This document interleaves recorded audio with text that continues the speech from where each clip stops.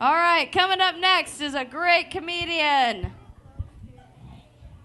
She is very vague on her past, but she wants you to know her future. She's going to be very good tonight, and she's going to make you laugh. Are we ready for this? Are we ready for this, low spirit? Her name is Erin Slimak.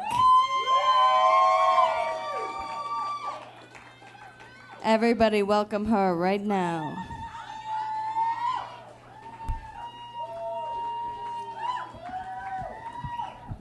Aw, thanks for that super warm welcome. You guys are great.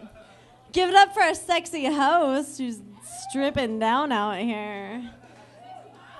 I was planning on it, but I didn't wear my patriotic thong and bra today. Sorry. I just found out that America was so great, so that's my problem. No, really, I've been vague on my past because I'm kind of new at this whole comedy thing. So I started to research it, and apparently you're supposed to talk about unique stuff that has to do with you. And I feel really left out because, you got Sarah up here, and she can talk about how she's a hot piece of lettuce. Oh. On second thought, I shouldn't have put it that way. That sounds kind of malty. But I'm not that. Not that you're malty, Sarah. You're great. You're hot in the stiff way. Wait. That doesn't make sense either. But anyway, I also don't have, Goldie got to come up here with her local flair, and I'm super white. If I tried to say North Valley, it's just embarrassing. I'm kind of unfortunately average. I got average height, average weight, naturally brown hair and brown eyes, but don't tell anybody.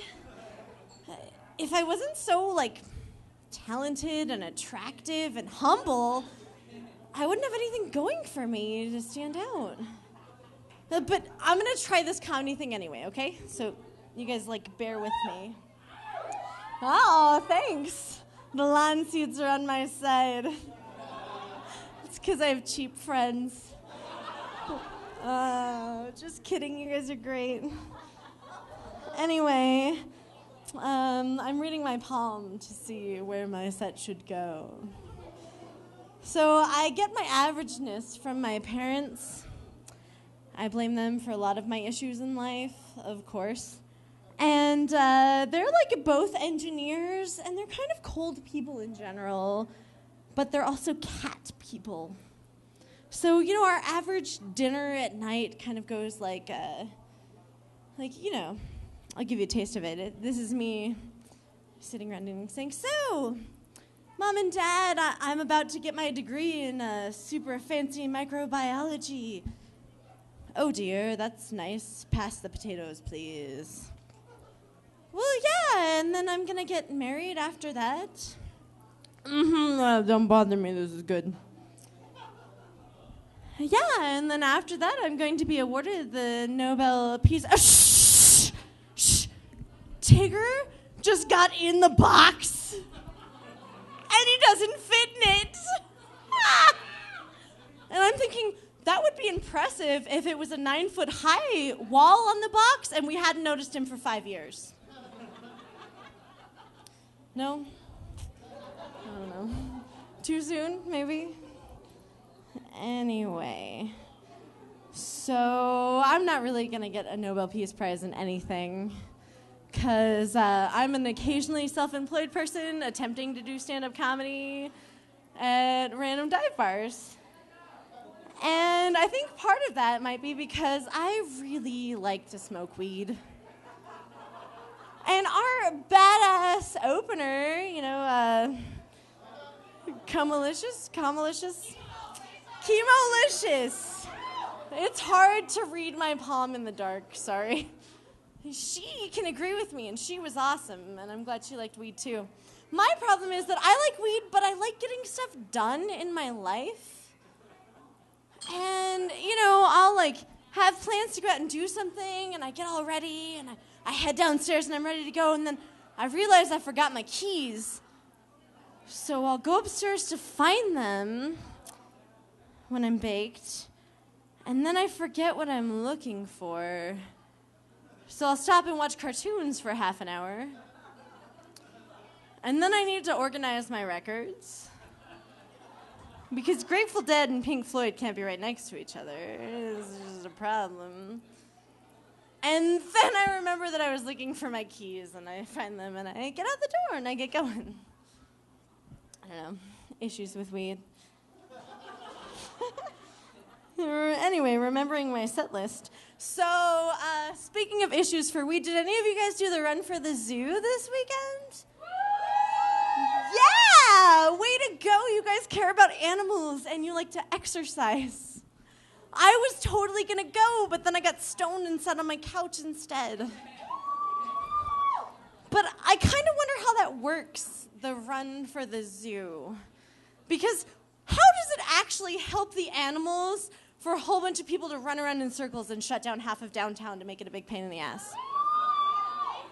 I'm just saying, and then, like, you're sitting there and jogging, and you're doing your 5K, and you're like, this 3.5 miles is for you, African running hyena. Enjoy your 20-foot cage. Right? I mean, that doesn't seem fair. But then at the same time, the sloth is watching you, and he's like, fuck that. Right? I don't know. I do run occasionally. I go to the gym where anyone who can see how out of shape and sweaty I am is hopefully also out of shape and sweaty or focused on their in-shapeness. So, it's a little bit okay.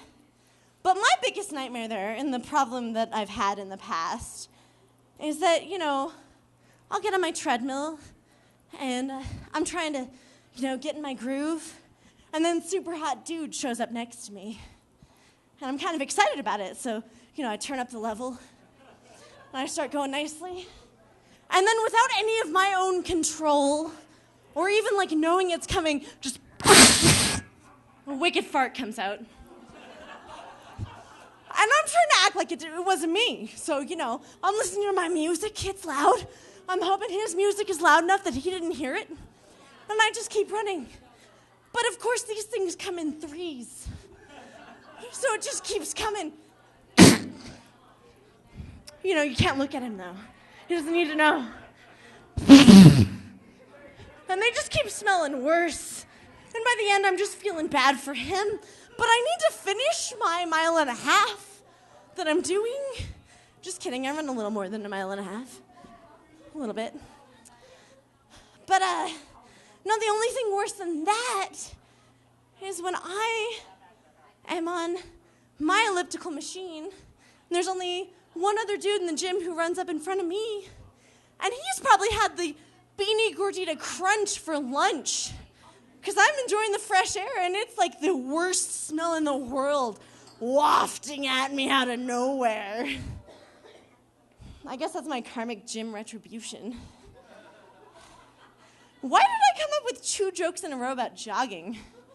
And wear heels to do it. This is awful. Out of breath already? Yes, fitness while doing comedy. 2 at once, done and done. This light sucks.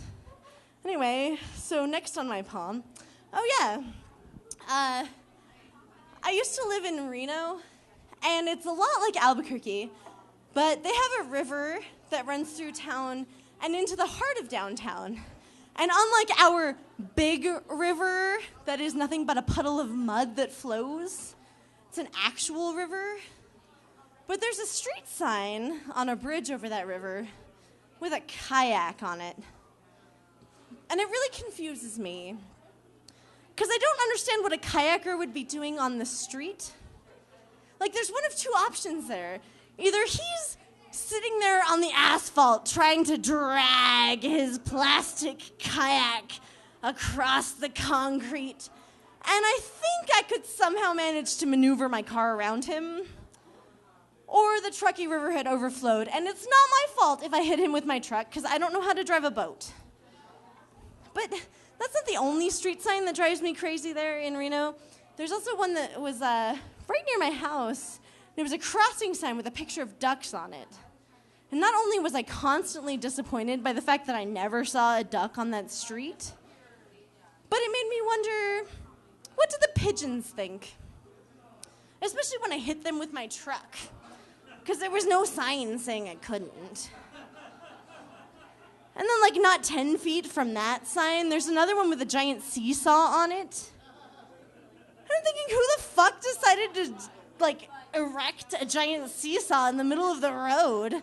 Do I just have to pray that the fat kid is not stuck on my side so I can go through somehow?